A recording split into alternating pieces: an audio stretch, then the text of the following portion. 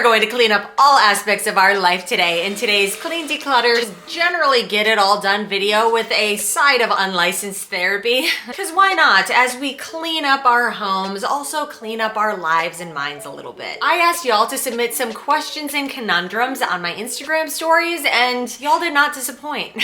I also warned you in my stories before people submitted things that I can be very blunt sometimes, but either way, I'm gonna give you my unfiltered as possible without getting demonetized opinions on these situations. Girl's gotta feed her kids. I can't get demonetized. Anyways, we will start with some of the mellower questions and then move into the more juicy ones, but let's get right to cleaning. Starting off in my kitchen, I gotta reorganize under some of my cabinets. I got one of these organization things for lids and pots and pans. Gosh, at this point, like 6-ish months ago, and I love it so much. It works so well that I feel like I could use it in some of my other cabinets as well. For example, this cabinet down here is a mess. The moment I take out my slow cooker right here, all of this falls down like Jenga pieces and just takes up the entire bottom. So I am going to put this in, and then hopefully it just all stays up naturally and I can actually take this out without crashing down everything that's stored over here. First question as I do this,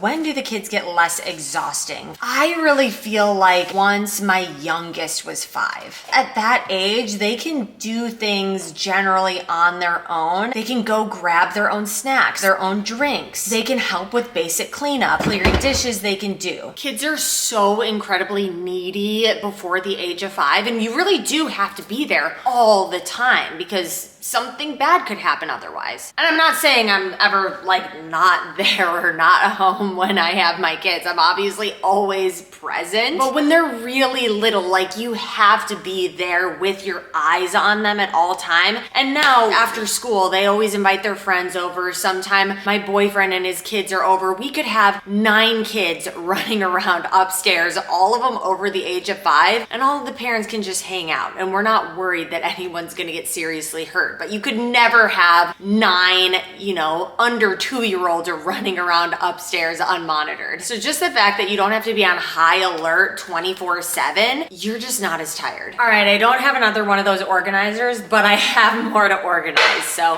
we're gonna do what we can in this cabinet here. What do I have in here? I have a vinegar, soap. I don't need this soap in here. I have all my popsicle molds for leftover smoothies. All of this goes here, but I have a whole empty pull-out drawer right here. So next question, how challenging is it going from 2 to 3 kids? Really want a third, but husband wants to stop at 2. I would say it totally depends on your kids. 100%. You can't necessarily take my experience to convince anyone because it totally depends on the kids. For me, going from 2 to 3 was so easy, but it was because my twins, obviously I went from 0 to 2, which was a shock, but also my twins had severe colic and reflux. Like they cried all the time. They were such difficult babies. Like truly the first year of my twins' lives was the hardest year of my life. But then when I had a third, my twins had pretty much grown out of that. They were almost 2 at the time. And my third was the easiest baby on the planet. For a little bit, I was thinking that something was wrong.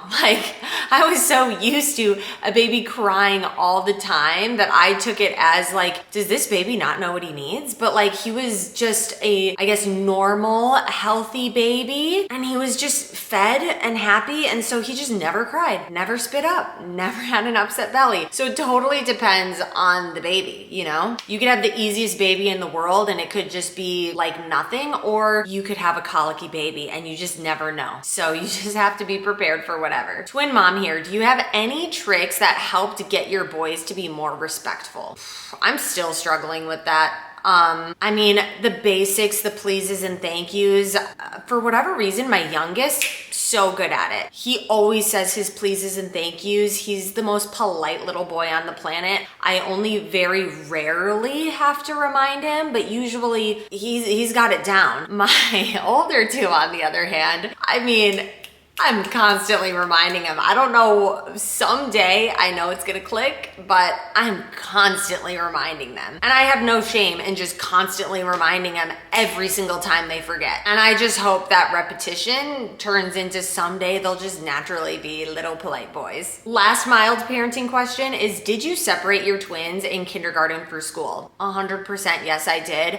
My boys are identical twins, and I personally felt like it was good for them to have separate identities at school, and that meant separate classes. Also, I just felt like it would be really confusing for the teacher, and also, and mostly, even though my twins say that they always want to be together and they didn't want to be separated, they fight.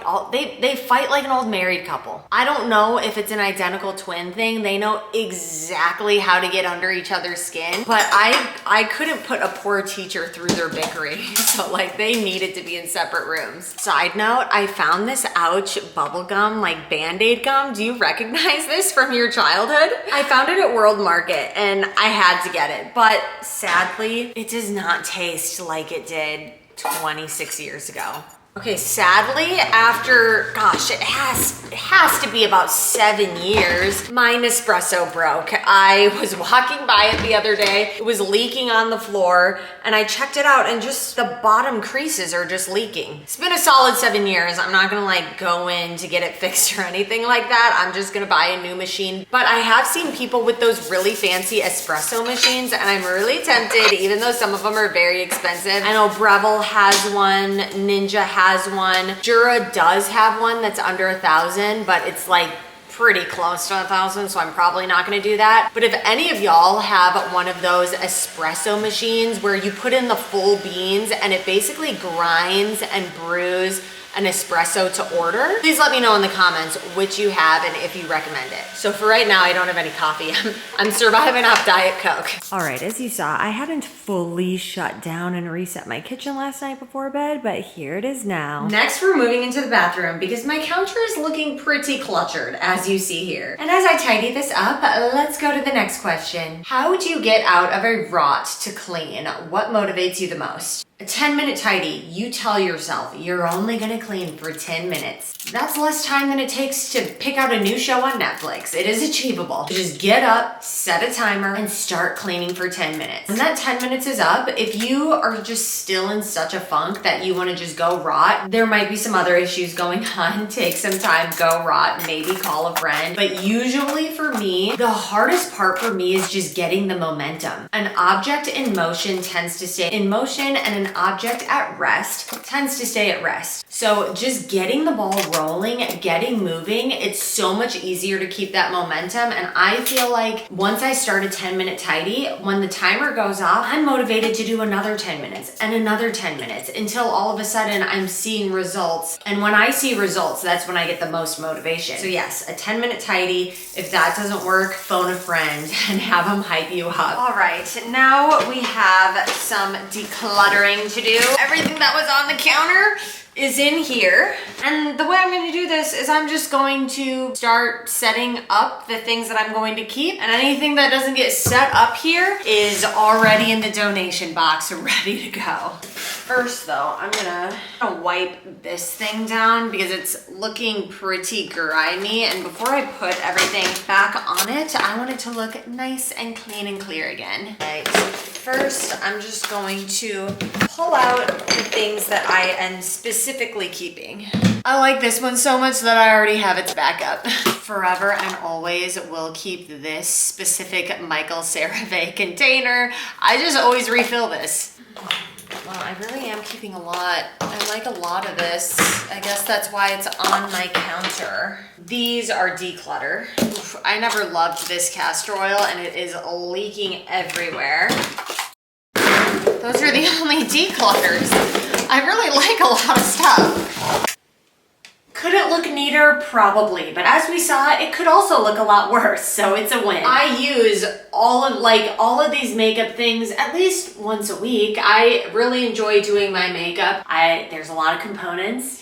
This is not au naturel. And at any given time, I just have different things that I like to do each day. I also like testing new products, so some of these might not be in the rotation in the future. So yeah, I'm a product junkie. Next, my stairs are looking crusty dusty, so we are going to do a real deep clean of my stair carpeting. Just a basic vacuum is not enough. There's some actual real food stains in this white carpeting, so we got the little spot cleaner out for this. Stairs are looking way less dingy now. I got all the way to the top, except I couldn't do the last 3 stairs because the cord simply wasn't long enough and I ran out of water. Obviously I could refill it and plug it in upstairs, and I don't want to walk on these steps to show you because they look so nice and they're still drying right now. But by the time you get to the top, I feel like all the dirt and scuff like already sloughed off from their feet on the way up. So the top stairs are pretty clean anyways. Oh, and the water for the dump was very filthy coming up the stairs. All right, it is 1:47 and I realize all I've eaten today, if you can even call it eating, is Diet Coke / Coke Zero. So I'm gonna go get some food and we're gonna continue on with these questions. I'm in line at Shake Shack and I am going to read one of the conundrums that someone submitted. I'm sending in a question. WTF do I do in this scenario? All of the women close to me, mom, sister, and niece, cheat on their partners. My mom virtually cheats on my dad, sending pics and money to these guys. She's totally being scammed but doesn't see it. She justifies this because my dad cheated on her in the 80s. They divorced for 12 years, married other people, and ultimately chose to remarry each other. I'm grateful my family is whole again, but damn, it's a lot to handle. My sister and niece are in committed relationships, but still speak to men online and over the phone. My grandmother was the only woman who I feel was honest aside from myself. Am I crazy or do most people cheat in some form? And girl, this is just the beginning. Okay, I'm gonna pull forward to get my food, ponder this, and let's discuss. All right, I ordered my burger and 6-piece chicken bites, and I realized I left my little slippers on, but I guess it doesn't matter. I did drive through anyway, so I guess it does not matter. Burger and chicken bites for my drink. I refuse to pay for a fountain drink or like upgrade a meal. In this economy, I can pack my own ice and soda. I love the smell so much. All right, back to the question. Let me just take a bite first since it is like almost 2 o'clock and I haven't eaten yet. Prefacing this again, that in my Instagram story, I warned y'all before you submitted a question that I'm a very blunt person. My friends and family have always told me that I'm pretty blunt. This person here called me out. It might be the Asian in me. I don't know. I'm just gonna give you my honest answer. You might not agree with me and that's fine. We're all allowed to have different opinions. And if you disagree, like feel free to disagree or agree in the comments, Every opinions are like assholes. Everyone has one, So this is just my whole opinion.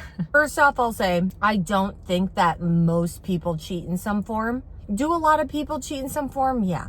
Unfortunately, yes. But do I think that most people cheat in some form? No. And I'm just going to base it off of my friend and family group. I grew up, cheating wasn't acceptable in any form, whether it was on a test, in school, in sports, relationships. Like there's no reason to lie and cheat. That's always how I was raised. And thus I feel like I have a pretty big family and no one's a liar and a cheat to my knowledge. And if anyone did, it would be such a scandal in my family. Trying to think of what would happen. I feel like in any relationship, whether romantic relationship, family relationship, friends, you need to have boundaries and non-negotiables. And something I feel like I was raised with, and my whole family has this boundary and non-negotiable, we don't associate with cheaters. If I found out personally that my older brother, let's say, was cheating on his wife, my sister-in-law, I would instantly tell my sister-in-law. I would rat out my blood-related brother in a second. That's a non-negotiable, that's a deal breaker, that's unacceptable in my family, my friend group, everything. And my brother would get exiled and we would all stand behind my sister-in-law. Now, it is more difficult in this situation because it sounds kind of like your family, unfortunately, doesn't have a lot of boundaries. So really it comes down to you have to create your own. You have to set your own boundaries, your own non-negotiables based on your morals and values. And unfortunately, we can't choose our family, but we can choose who we choose to associate with. And we can also build, a friend family, a new family. It obviously takes more time and effort. It's a lot luckier if you were just born with a family who has, I guess, just morals and values that align with yours. But if you don't have that, the more time you spend with the people whose morals and values don't align with yours, the less time you have to find the people who are your people. So long story short, relationship, family, friends, you need to create boundaries and non-negotiables. And if one of your non-negotiables is, I don't hang out with people who lie and cheat, then you don't hang out with people who lie and cheat. And then you're able to go find the people who are more like you. But I am interested in what everyone else's opinion is on this. It's very nuanced. So let me know and her know in the comments below. Side note, Shake Shack has the best little chicken nuggets. They're so good. Instead of fries, I get a side of chicken nugs. All right, next question. Any tips on talking to my husband about starting couples therapy? We need it. So I did do couples therapy at multiple points in my marriage. I did couples therapy, I don't know, probably like 5-ish years before my marriage ended. And then again, maybe within the last year of my marriage. And both times I actually did not find it to be very helpful as couples counseling on its own. And that is because when you're in couples counseling, the counselor is not allowed to take sides. Period. They'll even tell you that in the beginning. They'll listen to you. They'll give you book recommendations. They'll generally give you guidance, but they will never say something like, if you blatantly say in couples therapy, my partner is cheating on me constantly, the therapist, it's not her place to tell you to break up with them. Even though if your partner is cheating on you constantly, any sane person would tell you you need to leave. So I think if you need couples therapy, I think it's great to be doing that, because I do truly believe in marriage, just specifically healthy marriages. I am not about promoting unhealthy marriages. And if y'all have been following me for a while, you've heard some of my stories. A lot of these stories were shared with a couples counselor. I didn't get into all the nitty-gritty details with her because I also kind of knew if I brought up like the really serious stuff, my ex was sitting right there and I felt like he would get mad at me. And so I wasn't even fully honest with the couples counselor. So that brings me to what I think is actually more important. If you really believe you need couples counseling, but you're scared to be honest and talk to your partner about it, you probably also need individual counseling for yourself. And I say this because actually after my divorce, I went to an individual, like on my own, working on myself therapist, and she was wildly helpful. I feel like individually you can be more honest because you're not scared, which obviously just from your question, you're scared to even bring it up. So I'm just assuming you're feeling kind of the way I was feeling back then. So you can be more honest individually. And I feel like the counselor can be more honest with you as well. They will tell you right up front. They'll never tell you whether you should stay or go. They'll just give you personalized tools to help you realize your worth. And based on that, you can make the decision on whether to stay or go. And it's very expensive, obviously. But I actually do think couples counseling, depending on who your partner is, they will flip around what the counselor said. It really depends on who you're in a relationship with on whether couples counseling will even be good. And I'm just going off your question. If you're scared to even ask your partner about it, I would actually suggest maybe getting individual counseling if you can only afford one. Okay, next question. Any tips on co-parenting with a toxic narcissist? Okay, unfortunately, and I talked to my therapist about this. I've talked to my mom's best friend who's a psychologist about this. In order to have a healthy co-parenting relationship, both people need to have the ability to be a healthy co-parent. If only one person has the ability to be a healthy co-parent and one person is truly a narcissist, then even when you're trying to be a healthy co-parent, the narcissist is always going to find a way to try to cause a scene, cause a fight, manipulate. They always are going to have some ulterior motive that the more you interact with them, the more they're going to be able to take advantage of you. So in a perfect world, two people are not narcissists, realize what's best for the kids, and they're able to healthily co-parent. But if someone's healthy and someone's a toxic narcissist, the healthy person is just going to get crushed, unfortunately, if they try to interact too much with the narcissist. If you're a healthy person, you don't go try to hang out with someone who has like a super infectious disease. I don't know like what other way to compare it to. That's all I can think of. The best thing you can do is just keep your distance so that sticky situations can't even arise because you don't even get into situations. So the term I was told is basically parallel parent. Parallel parenting is the best you can do if two people can't both be healthy co-parents. You got to parallel parent. You don't have any contact unless absolutely necessary. And that way, you know, your kids don't have to deal with someone starting a fight because you're not in the same places anyways. It's sad, but for the same reason you leave a toxic marriage where people can't stop fighting, you just stay away from the person because you don't want to have your kid be exposed to any uncomfortable situations. That's all I'll say on that.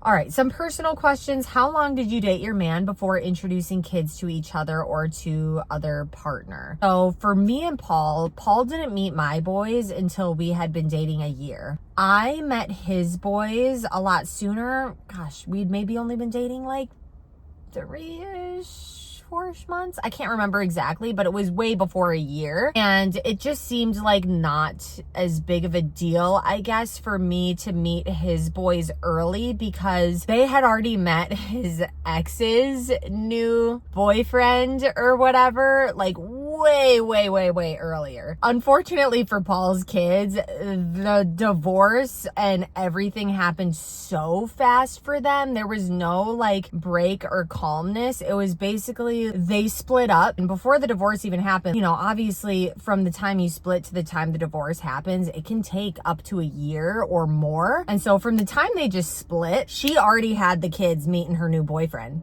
Like there was like no waiting time. And so I guess she kind of broke the ice for us. The kids were already used to one of their parents having a significant other for way before Paul and I even met each other. So by the time I met Paul, I guess it just wasn't that big of a deal for me to meet his kids after we personally in our hearts felt like it was going to work out for the long run because they'd already gone through that rigmarole with their other parent. So yeah, it was only a few months for me to meet Paul's kids, and it was a year for Paul to meet my kids. All right, and kind of in that similar vein, how are the kids really dealing with their mom having a boyfriend? My kids love Paul. I mean, he cooks us all amazing food.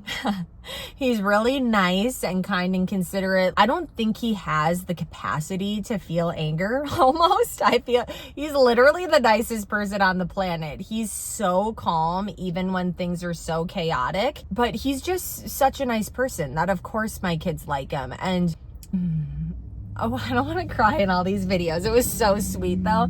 So we were all hanging out the other weekend. What was it? Oh, it was my birthday. It was my birthday weekend. We're all hanging out. Paul rented this super cute, nice Airbnb nearby and got enough rooms so that my best friend and her husband and her kids could all stay in like the casita next to us. Anyways, like he planned this whole birthday weekend for me and invited my best friend and then all of our kids. My son Everett came up to me and gave me a hug like right after I blew out my candles and like everyone had sang happy birthday.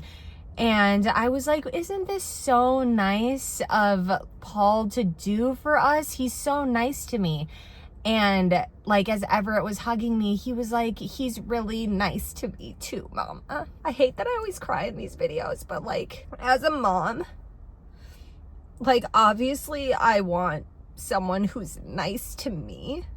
and who treats me well and is a good example to my boys of how to treat like their future wives. But it also, you know, as a mom, is so nice to see someone treating my kids nice. Because I do feel like there's a lot of weird rhetoric online, you know, like the red pill community of guys where they basically tell single moms that they're like not worth anything and that they have baggage and that no one's ever gonna like accept them and their kids, and why would any guy want to raise like another man's child, whatever. And they're just tattling on themselves that they're trash people. There are just people out there, men out there, who just have generous hearts and who don't see kids as an inconvenience. They see kids as people. And I feel that with Paul. I see my best friend Ariel, who just married her husband, who doesn't have kids, and she has 2 kids that she has 100% full custody of. You know, there are good men out there who will treat your kids nice. So, and it's just nice. It's nice to be treated nicely, and it's also nice for someone to treat my kids nice. I don't even remember what the question was. Oh, how do my kids really feel about my boyfriend? They love him. Okay, I'm gonna let my tears kind of chill out a little, and I'm gonna drive home. All right, back home. My kids are getting home from school actually somewhat soon, so let's finish up these questions. The next question: found out my husband is cheating with one of his co-workers. Not sure what to do. I told you I was gonna be blunt. Once a cheater, always a cheater. I'm going to pull from other people's experiences right now. Right after my split, I went to a church and went to something called divorce care, which was essentially a group therapy type thing for free at a church nearby, where people who are recently going through divorce can meet. And it was like this whole program. I'll be honest, I didn't finish it. But the first few sessions, you meet other people, you all share your stories, and I was by far the youngest person in the divorce care group. Most of the women there were over 50, and when they told their story on repeat, it was all almost the same thing. Their husband cheated on them 20 plus years ago. When the kids were really young, they forgave him. He cheated again eventually. Long story short, they're getting a divorce now, and they ultimately are getting a divorce because the guy eventually found a mistress that he felt, you know, was worth leaving for. I don't know how else to say it. Obviously, like, if you were married to someone who was that forgiving, like, your loss for being such a piece of trash. But all the women basically said that they wish they had left the first time he cheated. And several of them came up to me and kind of patted me on the back and told me, like, good for you for leaving. If he tries to get you back, don't. They looked at me like their daughter and they were like, do not go back. Whatever you do, just learn from my mistake. Don't do it. And I really appreciated that they specifically came up to me and said that, because it is hard when you're facing split custody and you know the only way you can be with your kids 100% of the time is if you forgive them. But then you're gonna be modeling a not very good relationship for your kids. And once a cheater, always a cheater. It's gonna continue. And the only time it's gonna stop is when he finally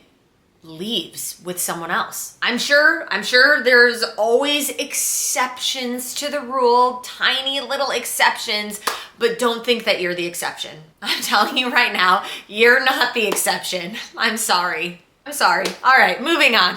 Okay, this one, I don't know how much I can say about this one because I don't want to get demonetized, like I said. I'm just gonna mention it, and maybe if y'all have a lot to say about it in the comments, I might make a future video on it that I don't care if it gets demonetized. But all right, how do you feel about your partner and corn? Now, for those not familiar with the corn emoji, just replace the C with a P.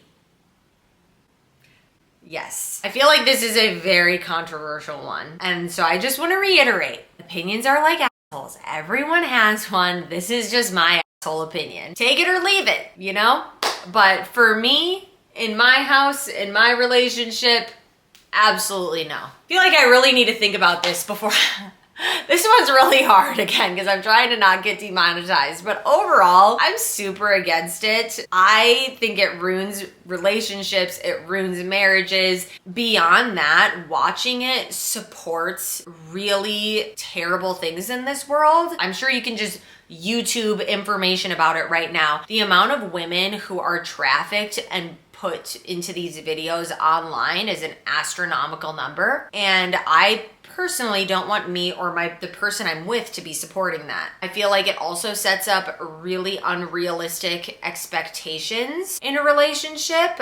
I personally, like if I found out Paul was watching it, I would all of a sudden feel so self-conscious and it would be in the back of my mind all the time and it would totally kill my libido. And I feel like for a woman to feel good in that aspect of her life, she needs to feel safe, appreciated, beautiful. And I feel like the moment a guy is doing that kind of stuff, at least for me, I wouldn't feel safe, appreciated, and beautiful. And thus my libido would be out the door and then it would probably be a vicious cycle. And there were a lot of people who asked about this. There was also thoughts on partners you suspect do stuff to half-naked girls on Instagram. So I'm assuming this person, it wasn't, she must have corn as a deal breaker. And so her partner's workaround are the half-naked girls on Instagram. There is a feature on Instagram and Facebook, I believe, but I know on Instagram, if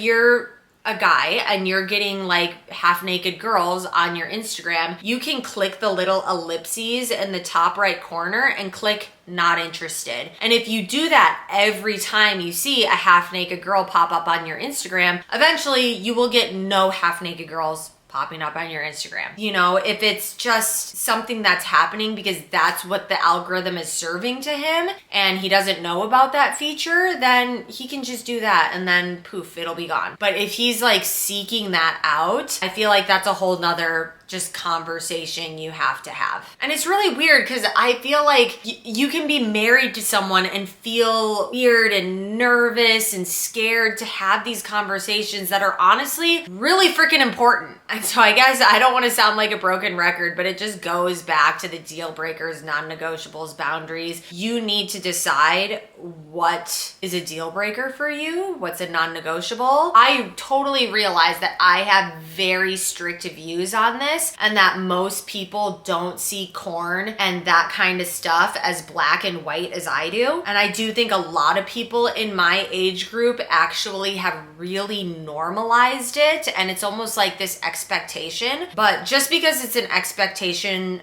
for others and everyone else thinks that it's just something that people do, doesn't mean it has to be accepted by you. You get to make the rules in your relationship, so make them and communicate them. And with that, I have to go to the bus stop. Thank you for watching this video.